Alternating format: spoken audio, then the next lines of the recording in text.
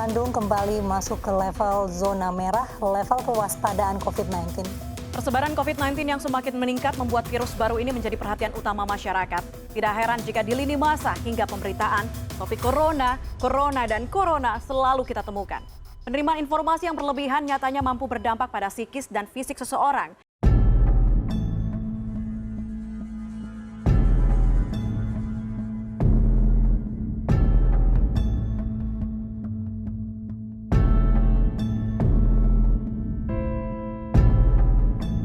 Halo, nama saya Indah, umur 33 tahun, kerjaannya event planner. Assalamualaikum, saya Azalia, umur saya 33 tahun. Assalamualaikum warahmatullahi wabarakatuh.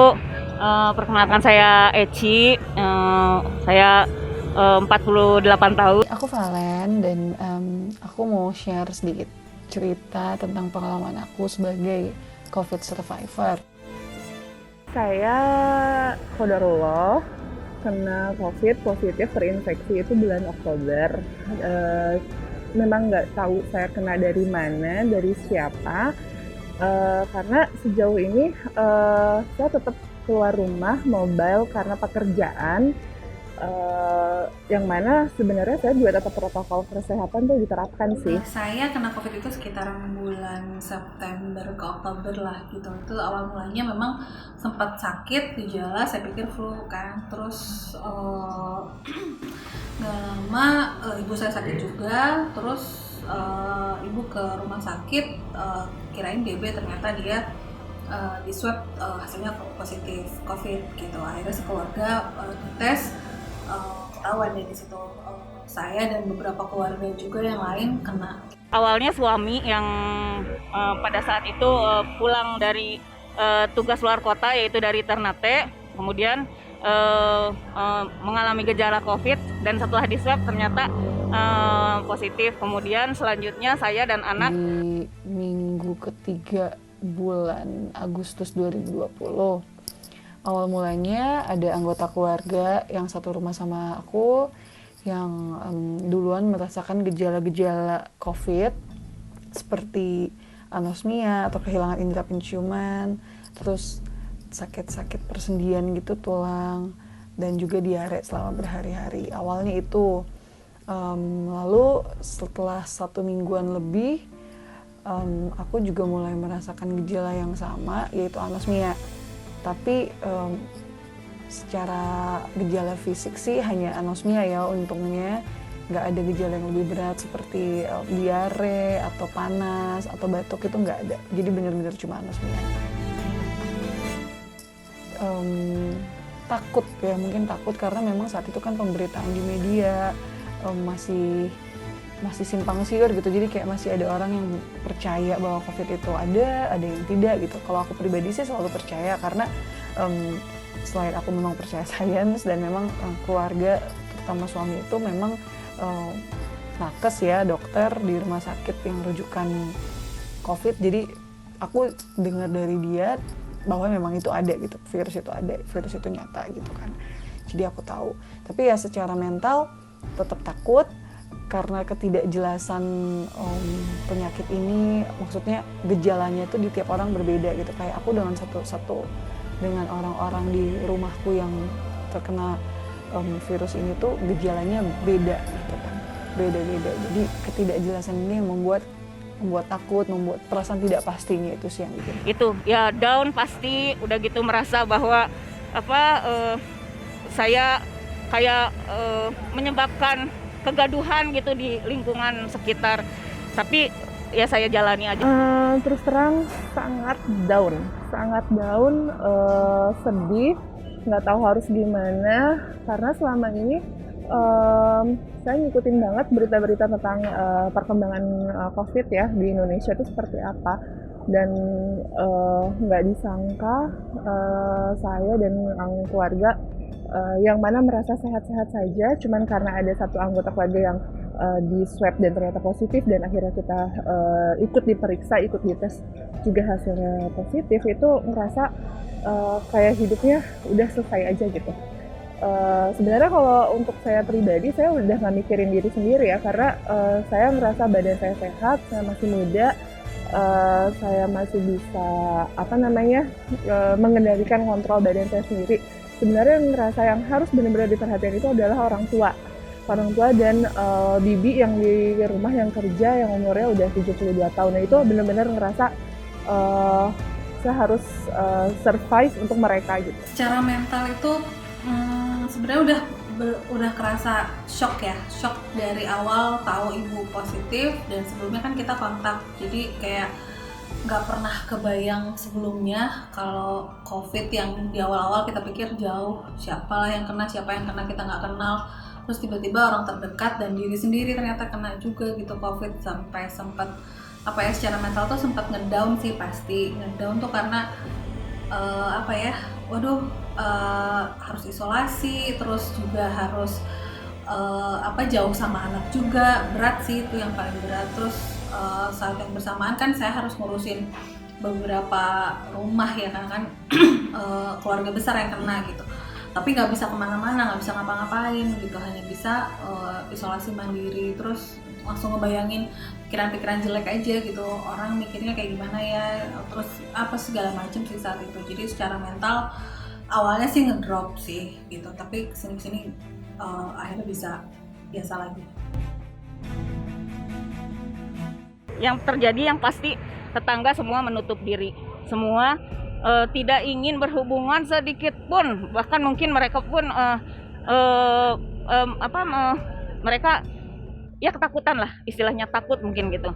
Dan yang lebih ininya lagi juga ya orang-orang yang pernah berhubungan dengan saya padahal sudah lama gitu, karena saya tuh semenjak suami sudah merasakan gejala-gejala itu saya udah di rumah gitu, mungkin ada 10 harian sudah saya di rumah. Tapi orang-orang yang pernah terakhir bertemu dengan saya, mereka memang hebohnya luar biasa. Maksudnya mengkonfirmasi ke sana ke sini, terus udah gitu ya sedikit kalau perasaan saya seolah-olah seperti menyalahkan. Padahal kan siapa ya yang mau untuk bisa kena hal seperti itu gitu. Saya langsung tracing ke teman, anak kantor segala macam. Respon mereka sih alhamdulillah nggak terlalu gimana. Mereka juga jadi lebih aware sama kondisi mereka sendiri, mereka swab sendiri. Cuman beberapa orang ya memang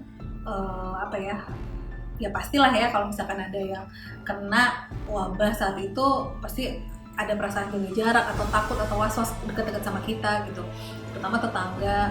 Tapi alhamdulillahnya tetangga sekitar rumah itu support banget dalam artian mereka kirimin makanan, terus teman-teman yang dari jauh juga kirimin makanan, vitamin, apapun lah, pokoknya segala macam yang untuk menunjang imun naik gitu. Tapi tapi kan karena nggak semua punya respon yang sama, jadi kita juga agak nggak terlalu mumbar juga sih saat itu gitu. Tapi so far respon orang-orang cukup baik sih. Cuman di rumah mertua tangganya agak kurang responnya kurang baik sih gitu. Jadi lebih ke ngejauhin. Langsung tracing kan, karena perusahaanku tempat aku kerja sendiri itu tidak memberikan kebijakan untuk WFH, jadi aku masih ke kantor setiap hari saat itu, otomatis ketemu dengan kolega-kolega di kantor. Jadi aku tracing gitu, takutnya mereka ada yang kena, jadi aku ngabarin ke kantor beberapa orang, memang nggak banyak sih yang aku temuin, ngabarin beberapa orang yang aku temuin itu gitu kan. Dan setelah sampai ke HR kantor, mereka alhamdulillahnya sangat suportif ya gitu, kayak kantor itu langsung mengirimkan sejumlah obat, vitamin gitu kan. Terus tiap hari itu HR tuh nanya gimana keadaan, ada gejala apa yang dirasakan gitu, bagaimana keadaan keluarga. Benar-benar suportif, teman-teman juga sangat suportif, yang tahu aku kena positif itu pada ngirim makanan gitu kan, mendoakan gitu. Tapi tidak aku pungkiri juga bahwa orang-orang terdekat itu ada yang melihat ini sebagai aib gitu, dimana aku tidak boleh, dilarang untuk menceritakan secara luas bahwa aku dan keluarga itu terinfeksi, atau aku aja gitu, jangan gak usah bawa keluarga tuh, kayak aku aja tuh jangan sampai gitu tersebar luas gitu, masih dilihat sebagai aib gitu kan. Itu sih, itu salah satu yang bikin secara mental itu berat, karena aku pribadi tidak melihat ini sebagai aib, namanya juga pandemi gitu kan. Semua orang tuh punya kans untuk terinfeksi gitu. Di saat-saat sulit seperti itu, apa ya, yang salah satu yang bikin berat juga tuh karena aku harus terpisah sama anak, karena anak aku tuh saat itu kita memang nggak PCR dia ya, nggak dites gitu, tapi karena dia tidak ada gejala segala macam, jadi dia harus dipisahkan dari aku, dan itu sebagai seorang ibu berat lah ya, maksudnya selama 2 minggu harus berpisah dari anak yang tadinya kita selalu bareng tidur sama-sama gitu, tapi harus berpisah. Itu berat banget gitu, itu maksudnya menambah beban mental sih, harus berpisah sama anak. Jadi waktu pertama kena, jadi di circle keluarga yang terkena perdana itu memang keluarga saya gitu. Begitupun di circle kantor. Jadi ngerasa saat itu semua pada nelfonin, semua pada kontak, semua yang nelfon yang nggak kuat nahan nangis dia pada nangis gitu kan, karena ngerasa nggak nyangka aja gitu. Jadi ngerasa saat itu kita jadi kayak trending topik aja gitu, kayak viral, baik itu di lingkungan kerja maupun di lingkungan rumah gitu. Jadi oh ya, di rumah juga kita salah satu warga yang pertama terkena gitu. Jadi betapa semua menyorot ke kita, betapa semua ada yang support, ada pun yang merasa ya lu kok kena sih gitu, lu kali yang salah, lu kali yang teledor, lu kali yang keluar rumah nggak prokes gitu. Ada aja sih opini-opini miring yang menilai kita tuh kayaknya kita tuh salah gitu, salah banget gitu. Padahal ya gimana, orang kita keluar juga kan memang ada tuntutan pekerjaan yang memang mengharuskan kita untuk keluar gitu. Tapi balik lagi semua itu ketetapan Allah ya gitu. Jadi mau lu lari ke ujung dunia, kalau memang Allah sudah memutuskan kita kena, ya kena, kita nggak bisa ngelawan itu gitu. Karena banyak banget case-case dari teman kerja yang kena positif, tapi anak-anaknya yang masih pada kecil, yang satu kasur, satu piring, ibaratnya kalau makan, mereka setelah dites tuh negatif gitu. Jadi yang ngerasa ini sudah ketetapan Allah gitu. Jadi emang harus diterima gitu, walaupun di awal-awal ngerasa down, kenapa harus saya, kenapa harus keluarga saya gitu, ngerasa sudah disiplin, ya itulah sebenarnya yang saya rasakan. Saya harus ikhlas gitu. Aku tetap kerja, biarpun maksudnya disesuaikan dengan jadwal aku istirahat gitu, karena memang saat COVID itu kan yang paling penting kita istirahat gitu ya. Tapi aku tetap kerja biar pikiran aku tuh tidak terfokus hanya kepada penyakit ini aja gitu. Aku terfokus kepada hal lain juga gitu. Aku tetap kerja, aku tetap melakukan tugas-tugas di kantor biarpun memang dikurangi. Lalu aku banyak ngobrol sama teman-teman, tetap ngobrol gitu by phone atau by chat gitu kan, saling memberi support. Lalu aku juga olahraga ya, memang selama beberapa bulan terakhir itu memang tidak ada olahraga gitu, tapi di saat pandemi itu hidup aku tuh jadi lebih teratur, yaitu tidur lebih teratur, bangun lebih pagi, lalu merasakan berjemur, terus olahraga pagi. Itu memberikan energi positif sih. Gitu. Jadi saya hanya berusaha untuk menyenangkan diri dan mencoba untuk terus membuat diri saya happy. Saya melakukan hal-hal yang membuat saya senang aja pada saat itu. Banyak hal-hal yang harusnya saya bisa lakukan, seperti pekerjaan-pekerjaan yang bisa saya lakukan pada saat itu supaya selesai, karena kan saya kan banyak di rumah, tapi tidak saya lakukan karena saya merasa bahwa itu membuat imun saya makin turun gitu. Saya malah hanya mengerjakan pekerjaan-pekerjaan rumah yang buat saya happy aja. Susah banget sih pada saat itu kan kondisinya emang kayak lagi chaos banget gitu. Kita jadi COVID, terus secara fisik kan kita juga ngerasa banyak ada beberapa gejala kan, ya sakit badan segala macam, butuh istirahat. Tapi saat itu juga harus mikirin orang lain juga gitu. Jadi emang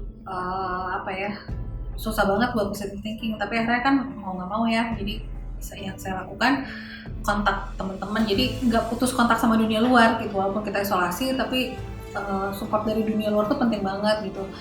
Stres juga kan baca berita apa, jadi saya kurangin berita, terus lebih banyak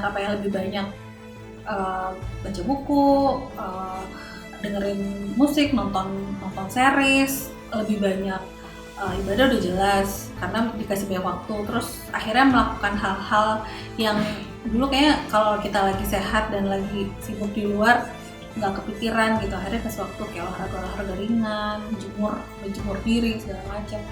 Lumayan sih bikin kita terus baca-baca story orang lain yang udah pernah kena COVID juga gitu, bikin kita semangat sih saat itu gitu. Jadi ini adalah kenyataan yang harus kita hadapi gitu ya. Jangan dijadiin suatu hal yang negatif kayaknya bakal dikucilkan apa gimana gitu. Jadi bener deh, pokoknya kita akan hidup berdampingan dengan COVID tuh ya kayak gitu. Jadi ya harus dihadapi sih gitu. Ya malah justru kalau memang saya sudah melalui masa-masa atau fase yang berat seperti itu ya, ngerasa ini kayaknya peran saya harus dijalankan nih sebagai ya mungkin bisa menyemangati teman-teman yang juga lagi terkena, mungkin bisa memotivasi teman-teman yang lagi kena musibah, ataupun edukasi lebih bagi orang-orang yang rasa selama ini ngeremehin protokol dan sebagainya. Terus inilah berbesar hatilah, jangan anggap itu tabu, karena semakin cepat kita tahu bahwa diri kita terkonfirmasi COVID-19 itu semakin kita bisa cepat mengobatinya ya. Jangan sampai menganggap bahwa mendingan nggak tahu daripada kalau misalnya tahu nanti saya malahan jadi malu, saya jadi bingung, saya jadi ngedrop atau apa. Jangan, karena ini anggap aja ini adalah penyakit flu biasa, hanya memang dia sedikit jahat apabila ada penyakit bawaan yang dibawa oleh kita gitu. Jadi buat teman-teman yang OTG apalagi gitu ya, itu saya harap itu harus kasih tahu sama orang, bahwa harus dikasih tahu bahwa kalau misalnya terkonfirmasi COVID-19, karena itu untuk menjaga penyebaran ke pihak yang lainnya gitu. Aku sendiri melihat mungkin beberapa bulan lalu saat aku kena itu masih banyak yang menganggap itu aib gitu ya. Jangan sampai orang tahu. Tapi makin kesini gitu, ini Januari 2021 makin banyak ya orang yang terinfeksi gitu. Irisannya semakin dekat, circle-nya tuh makin dekat gitu ya. Jadi kita harus menyadari bahwa ini pandemi, ini menyerang dunia gitu ya, bukan cuma satu komunitas, bukan cuma satu negara gitu, tapi ini menyerang dunia. It can happen to anyone gitu. Bahkan untuk orang-orang yang sangat menjaga protokol kesehatan pun namanya virus ini bisa kena. Jadi janganlah menambah beban seseorang yang memang sudah sakit gitu ya, yang sudah terinfeksi dengan kita menganggap itu sebagai aib gitu. Sebaiknya kita melihat ini sebagai memang virus, siapa aja bisa kena. Kita lebih baik saling mendukung gitu ya, saling menguatkan supaya yang terkena penyakit ini tuh bisa segera sehat dengan punya pikiran yang positif. Big no sih. Jadi buat orang-orang yang masih nganggap COVID itu aib, buang jauh-jauh pikiran itu, karena siapapun nggak mau dirinya tuh kena penyakit ini gitu. Siapapun nggak mau pasti. Jadi jangan pikir seolah-olah kalau yang kena COVID harus dijauhi segala macam. Secara fisik ya harus berjauhan gitu. Tapi please support mereka apapun. Kalau bisa jangan terlalu ditakut-takutin, jangan disalah-salahin. Kamu sih kemarin kesini enggak. Karena kondisinya kita nggak ada yang tahu gitu. Kita nggak tahu ketularan dari siapa, kita nggak tahu awal mulanya dari mana, siapa ngeluarin siapa, itu kita udah nggak bisa nge-track itu gitu. Tapi yang kita bisa lakukan cuman support mereka. Terus kalau kita kena COVID, tracing langsung minta orang tes, dan positive thinking, naikin imun, udah fokus ke situ aja. Yang penting kita sembuh gitu. Terus buat yang masih mikir COVID itu aib, please lah, yang mereka butuhin tuh dukungan secara moral gitu. Saya jadi lebih lebih peka sama kondisi orang, karena terus lebih care sama orang, terus lebih menghargai waktu, karena ketika isolasi tuh merasa banyak waktu yang terbuang, terus kita juga mikir kesehatan itu tuh berharga banget gitu.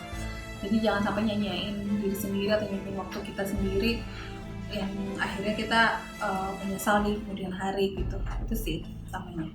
Hikmahnya ya yang pasti lebih lebih menghargai bahwa diri kita itu memang kita tuh harus tetap disiplin dalam segala hal ya gitu, maksudnya bahwa kalau misalnya kita sedang dalam situasi dan kondisi tertentu, itu kita memang sebaiknya seperti beradaptasi lah dengan kondisi itu gitu. Jangan sampai nggak peduli atau gimana gitu. Saya pada saat ini lebih menghargai kesehatan saya yang pasti ya. Moral of the story bukan cuma aku sebagai orang yang pernah kena COVID ya, tapi memang untuk dunia ini secara keseluruhan yang memang sedang dilanda pandemi, moralnya tuh adalah kita bisa aja berencana ya. Kita bisa aja berencana A, berencana B, travel ke sana, kerja ke sini gitu. Tapi pada akhirnya hidup ini tidak selalu berjalan dengan rencana kita gitu. Tidak selalu berjalan sesuai rencana kita. Kita harus selalu siap, kita harus selalu punya plan B gitu. Kita harus yang pasti tuh menyiapkan mental gitu. Tahun 2020 dengan pandemi ini tuh mengajarkan aku tentang acceptance, tentang menerima dan menerima bahwa ya tidak semua tuh bisa kita kontrol gitu ya. Dan kita harus jalani aja gitu, jalani dengan penuh harapan gitu bahwa besok akan bisa lebih baik gitu. Biarpun mungkin sekarang nggak kelihatan gitu kapan ujungnya. Lalu yang kedua tuh pentingnya moral support gitu. Jadi be a moral support for anyone important to you gitu kan. Jadi buat orang-orang yang penting buat kamu jadilah moral support gitu ya.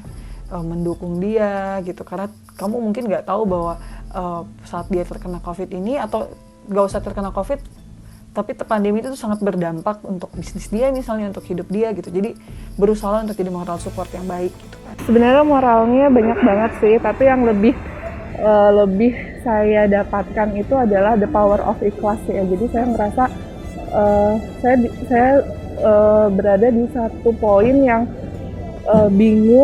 kebingungan, dan saya udah tinggal berdoa aja sih, tiada daya upaya dan usaha tanpa pertolongan Allah tuh benar gitu. Jadi ngerasa ikhlas ya, harus dihadapi gitu. Jadi ngerasa syukur, ikhlas, tenang itu ya kemarin sih, dengan adanya musibah itu kemarin. Alhamdulillah sih semuanya udah negatif. Bibi juga yang udah lanjut usia sudah sehat lagi sekarang. Jadi ngerasa ya udah harus ikhlas lah. Semua yang dikasih sama Allah tuh emang udah ada skenarionya gitu. Oh, dan yang paling penting lagi, jangan boros, banyak nabung gitu. Karena ketidakpastian ini tuh memberikan kita pelajaran bahwa savings, simpanan gitu ya, itu penting banget sih, karena apapun bisa terjadi, dan kalau kita punya simpanan itu kita bisa survive. Awalnya panik, takut kena juga, tapi setelah ke sini nggak panik lagi. Ya, takut ada, takut utamanya sih takut tertular, karena saya takut, karena saya seorang ibu, jika saya tertular ya entahlah apa jadinya. Tapi alhamdulillah saya negatif dan saya bisa full merawat 2 orang yang terkena COVID di rumah. Kekhawatiran terbesar saya selain tertular yaitu pada saat nanti ketika mereka sembuh, apakah mereka kuat menghadapi orang-orang di luar sana yang pastinya akan takut bertemu dengan mereka. Yang utama adalah support, dukungan, dan bikin mereka bahagia. Itu aja. Karena mereka down ya, terpukul, sebetulnya terpukul, terutama anak saya yang kecil. Dia rasanya nggak percaya kok bisa menderita COVID pada saat dia sedang ingin bermain dengan teman-temannya dan dia harus diisolasi. Itu kan terpukul ya, apalagi ketika nanti dia sembuh, orang lain tahu dia pernah menderita COVID, entahlah mungkin yang ada di kepalanya, dia takut menjadi ejekan teman-temannya. Tapi kita harus tetap support. Fisik yang kuat, jemur, terus imunnya dikuatin. Jangan panik, jangan takut tertular. Itu aja Pak, niatkan membantu aja biar mereka itu lagi kuat lagi yang tertular virus. Kita harus tetap tenang. Yang COVID itu bukan aib, itu adalah penyakit. Hanya memang pada saat itu ya kita harus sedikit menjauh karena supaya tidak menyebar lagi ke yang lain. Ya, untuk penderita COVID di luar sana, tetap tenang, jaga kondisi badan kita jangan sampai drop, tetap semangat buat di luar sana. Untuk yang merawat, untuk yang menderita COVID, tetap semangat, harus bahagia, itu intinya.